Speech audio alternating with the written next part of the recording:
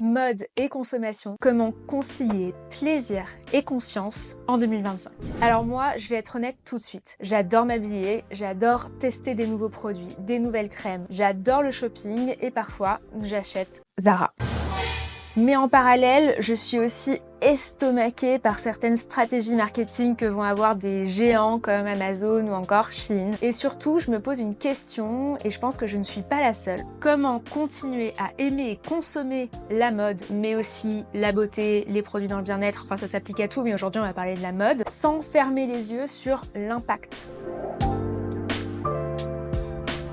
Je sais pas si vous avez vu le documentaire Buy Now sur Netflix, mais moi je l'ai vu récemment et c'est vrai que je me suis posé quand même beaucoup de questions et j'ai beaucoup étudié les modes de consommation qu'on a aujourd'hui dans le secteur de la mode, mais aussi les enjeux sociétaux et environnementaux qu'on a par rapport à ce sujet. Alors vous avez été nombreux à répondre à ma story Instagram à ce propos, donc comme promis, je vais vous partager mon avis, on va analyser un petit peu ensemble justement où en est ce marché aujourd'hui et je vais vous partager mon analyse en tant que consommatrice mais surtout d'experte du secteur. Mais attention, moi je suis pas là pour donner des leçons, je suis là pour vous partager ce que j'ai compris, ce que j'ai vu, ce que j'ai analysé et je vais vous donner des conseils pour vous aider à naviguer dans cette complexité sans trop de remords ni de frustration. Donc restez jusqu'à la fin puisque je vous donnerai 4 questions clés à se poser avant d'acheter quelque chose en tant que consommateur, mais aussi les conseils que je donne à mes clients marques pour communiquer avec plus d'intégrité. Bon alors on va commencer par le commencement, la story un peu que j'ai partagée sur Instagram qui a fait réagir nombre d'entre vous, le paradoxe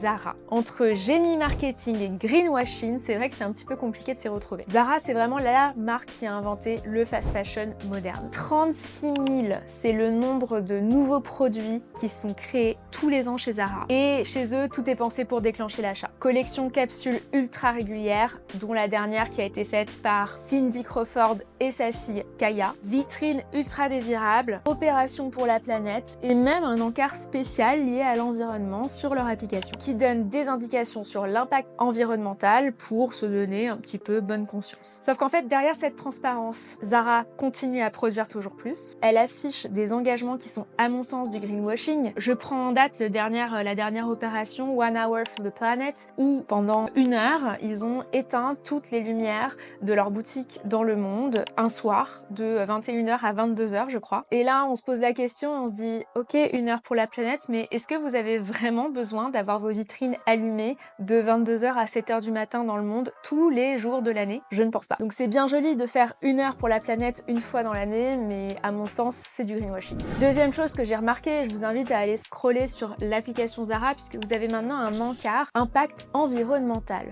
Alors je me suis un petit peu penchée sur le sujet parce que étant acheteuse chez Zara, moi aussi j'ai envie d'avoir bonne conscience et je me suis dit chouette, un impact environnemental, on va avoir un petit peu des détails sur les efforts qu'ils font justement à ce niveau-là, sur les matières, sur les produits. Et qu'est-ce qu'on trouve quand on vient justement ouvrir ce petit impact environnemental? Eh ben on trouve des informations sur le polyester qui aurait été recyclé. Alors ok, super intéressant, du polyester recyclé, mais en fait le polyester, qu'est-ce que c'est concrètement? Le polyester c'est du plastique, donc on recycle du plastique et le plastique ça reste un polluant éternel et c'est non seulement mauvais pour la planète mais ça reste également très mauvais pour la peau. Faut s'imaginer, est-ce que vous porteriez des bouteilles en plastique, des vêtements faits de bouteilles en plastique recyclées qui touchent votre peau, qui ont été traitées à l'autre bout du monde et qui reviennent sous la forme d'un vêtement? Le tout en continuant à nous pousser des newsletters sur des nouvelles collections toutes les semaines. Et c'est là où, à mon sens, le marketing devient schizophrène chez Zara. Un discours sur la sobriété dans un modèle de croissance infinie. Et moi, je dois avouer que je préfère les gens et les marques qui communiquent de manière honnête. Si tu décides de ne pas avoir d'impact et d'engagement environnemental, il n'y a pas de problème, c'est juste que si tu décides d'en avoir un, c'est très bien, mais ce côté un petit peu de déguiser une surproduction et une surconsommation par quelques actions environnementales qui au final ne le sont pas vraiment, on n'y est pas. Alors je vais vous expliquer dans pas longtemps comment je gère justement ce paradoxe, mais je vais commencer quand même par expliquer la différence entre fast fashion et ultra fast fashion. Et c'est là que ça devient vraiment vertigineux. Et là on va parler évidemment de Shein. Et quand j'ai regardé ce reportage sur Netflix Buy Now, j'ai vraiment eu un électrochoc. Shein met en ligne plus d'1 million de produits par an. En comparaison, nos 36 000 produits par an de chez Zara nous semblent maintenant très petits. 1 million, c'est 150 fois plus que Zara. Et là, la question qu'on se pose, c'est même pas est-ce que c'est polluant, c'est à quel moment notre désir de nouveauté devient un réflexe pavlovien. Alors entre culpabilité et lucidité, comment je gère ce paradoxe? Moi, je suis pas parfaite. Il m'arrive d'acheter une robe ou même des boucles d'oreilles chez Zara. Et je ne compte pas aujourd'hui arrêter de m'habiller ni d'acheter et de consommer des nouveaux produits. Mais il y a une chose qui a changé, c'est que moi, j'ai changé de posture. Premièrement, je me demande si j'en ai vraiment besoin. Ensuite, j'achète moins, mais j'achète mieux. Quelques belles pièces un petit peu fashion dans la saison et le reste, des basiques qui sont peut-être un petit peu plus chers, mais qui sont durables. Et surtout, j'analyse ce qu'il y a derrière une promo ou une opération, parce que parfois, c'est un petit peu trop beau pour être vrai. Alors, tout n'est pas noir. La question, c'est est-ce qu'il existe vraiment des marques responsables au marketing pur et honnête? Oui et non. Dans les marques responsables, il y a aussi des mythes et une réalité. Pendant longtemps, on a beaucoup valorisé les marques qui produisaient à la demande. C'était le Graal de la mode responsable. Pas de gaspillage, pas de surproduction, juste ce qu'il faut. Et certaines marques en ont d'ailleurs fait leur argument marketing. Exemple, la marque Cézanne quand elle a commencé et la marque Asphalt. Mais en réalité, et je vous le dis en tant que professionnelle du secteur, puisque ça fait plus de 10 ans que je travaille dans la mode notamment, en plus maintenant de la beauté et du bien-être,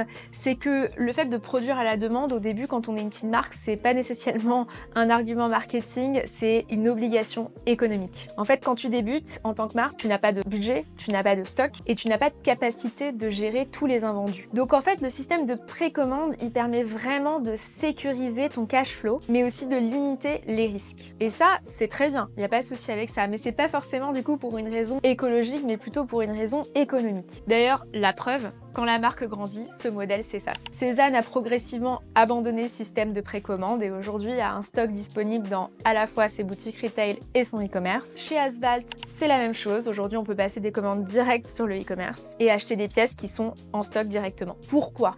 Parce qu'en fait, quand une marque elle grandit, elle va avoir accès à un minimum de quantité et de commandes beaucoup plus intéressant chez les producteurs. Et donc, plus tu commandes, moins le prix est élevé chez le producteur et donc plus tu es rentable. Et donc, en fait, quand tu produis à la demande, finalement, tu viens ralentir ta croissance puisqu'il va y avoir ce délai de production qui va également impacter le niveau des négociations des prix avec ton producteur et ton fabricant et donc forcément la marge est moins intéressante. Donc tout ça pour dire qu'il faut faire attention au greenwashing inversé. Et là c'était le cas puisqu'il y avait un modèle économique qui était maquillé en engagement environnemental et qui au final a complètement changé quand les marques ont grandi et ont eu une demande qui s'est développée. Alors c'est pas forcément mal intentionné mais il faut faire attention parce que c'est un discours justement qui peut être et devenir un petit peu flou, voire trompeur si on ne l'ajuste pas justement avec l'évolution de la marque dans le temps. Je vais vous donner mes conseils juste après pour naviguer justement ces discours, consommer plus durablement sans forcément devoir aller s'habiller chez Patagonia. Mais alors peut-on consommer sans surconsommer? En fait, la consommation pour moi, à mon sens, n'est pas un problème. On vit dans un monde aujourd'hui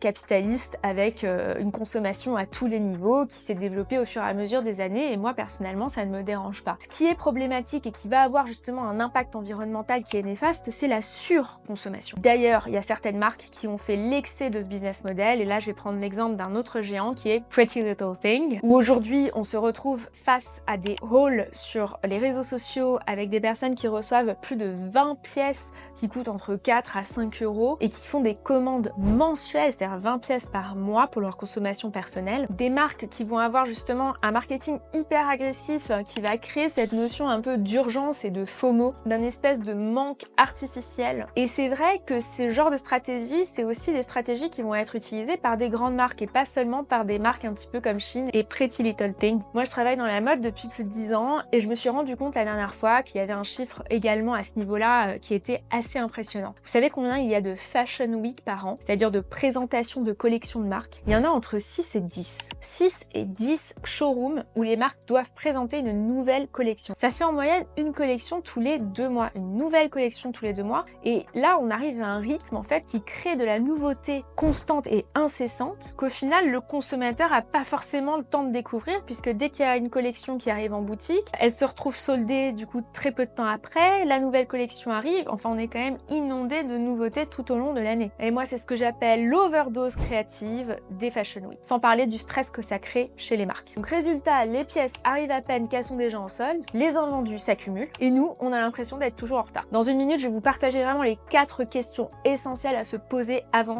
de faire un achat, pour faire un achat conscient. Mais avant, je vais vous donner les conseils que moi je donne aux marques que j'accompagne à l'agence Inside Out. Alors, à l'agence, on est spécialisé dans la beauté, le bien-être et la mode. Et voici les conseils qu'on donne aux marques qu'on accompagne pour avoir un discours honnête sans rentrer dans la surconsommation. 1. On ne promet pas l'inatteignable, on ne promet pas la neutralité carbone. En revanche, on promet une progression. On n'est pas parfait, personne ne l'est, mais on tend à s'améliorer et c'est ça qui est important. Deuxièmement, on communique sur ce que l'on fait déjà, pas sur ce qu'on va faire dans le futur, parce qu'en 2030, il faut qu'on ait diminué notre consommation de CO2. C'est très important également de communiquer sur les engagements qu'on a à date. 3. On vient éduquer le consommateur sans le culpabiliser. Personne n'est parfait, je le redis, donc le but c'est vraiment pas de culpabiliser les consommateurs, mais de leur donner tous les éléments dont ils ont besoin pour être un consommateur éduqué. Et 4. Faire moins de campagnes, mais des campagnes plus impactantes et plus alignées. Et maintenant, pour les consommateurs, voici les 4 questions essentielles à se noter et à garder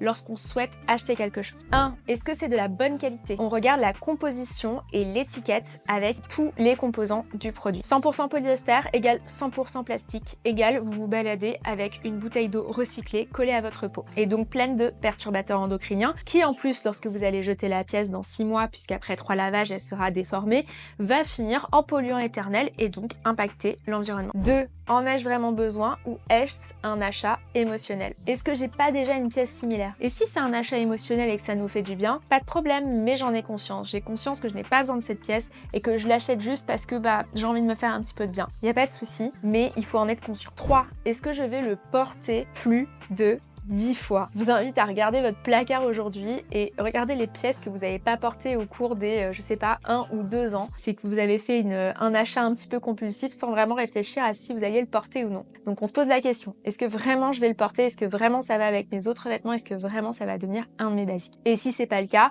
si c'est une occasion et que c'est un mariage, est-ce que je pourrais par exemple le réutiliser à une autre occasion? Et 4, quelle est l'histoire et le discours de la marque chez qui j'achète cette pièce? Est-ce que le discours est cohérent avec les actions? Et est-ce que cette marque me parle? Donc conclusion, on peut être une fashionista, aimer les belles pièces, avoir du style et vouloir un monde plus clean. Ce n'est pas un tout ou rien, c'est vraiment une question d'équilibre, de conscience et de progression. Moi personnellement, je continue d'acheter, mais je sais pourquoi, comment et surtout à quel prix. Alors si cette vidéo vous a parlé, n'hésitez pas à me mettre un petit commentaire juste ici, ça me ferait vraiment très plaisir d'avoir vous votre avis. On est tous en train d'essayer de progresser ensemble et je pense que ça peut être super sympa de partager un petit peu si vous avez aussi des conseils ou des marques à recommander ou alors des marques que vous souhaitez que j'analyse dans l'un de mes secteurs. N'hésitez pas à me le mettre en commentaire, à vous abonner, à liker et à aller faire un tour si besoin aussi sur ma page Instagram où je partage pas mal d'infos également pour devenir une marque plus intègre ou un consommateur plus éclairé. Merci beaucoup et à très vite pour une prochaine vidéo.